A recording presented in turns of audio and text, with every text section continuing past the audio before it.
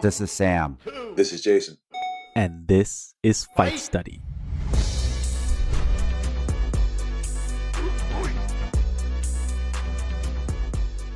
Jay is a comrade who started martial arts for fitness reasons, but what she found was a better relationship with her body.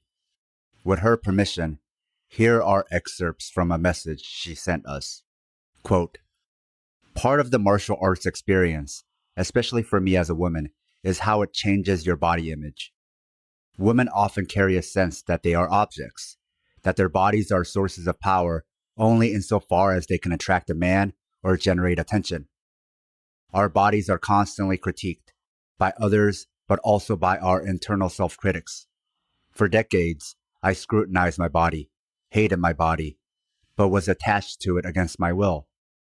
This eventually bled into unhealthy relationships, overexercise, restricted eating, and also a general horrible relationship with food and my body. People say that eating disorders are about control. They are not.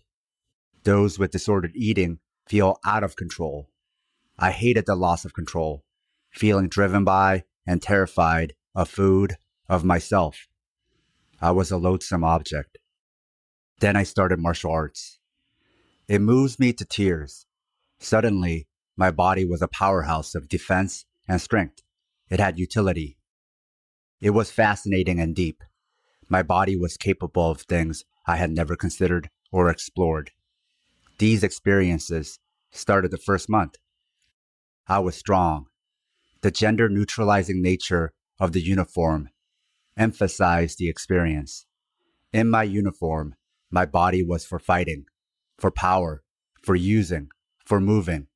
I was, and still am, constantly shocked at what I'm capable of and how effective it is. I am small, only 5'3", and I was not used to feeling power ripple through me. My body was not just an object to attract men. It was not just a repository for pain. My body was a fucking powerhouse. My disordered eating disappeared. I no longer needed to punish myself with food, and I felt in control of my body and its destiny. Rather than the world happening to my body and self-worth, I reclaimed myself back from the world, and I learned what I could tolerate and celebrate. It's not just learning that I am capable of doing things. I can push through that panic. I can handle the fear that comes from facing opponents.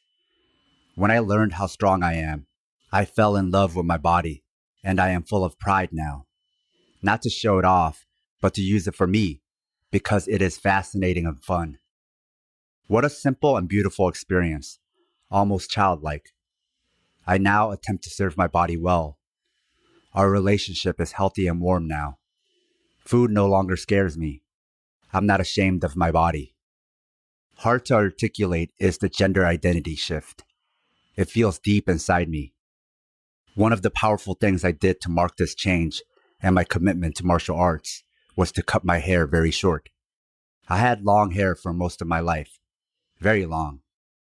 I found it got in the way. Long hair also symbolizes and expresses a very feminine gender identity.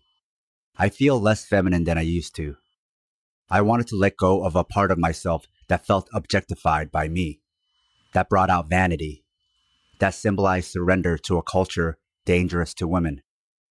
I cut my hair very intentionally on the anniversary of my divorce. I let go of my attachment to sexually objectifying my body and moved toward a more gender nonconforming expression. Without meaning to, I started wearing less makeup, wearing simpler clothes, and simply not even thinking about how I perform gender. What I learned is that those are not the things that express my self-worth. The power my body holds, the latent power and utility, is what is beautiful to me.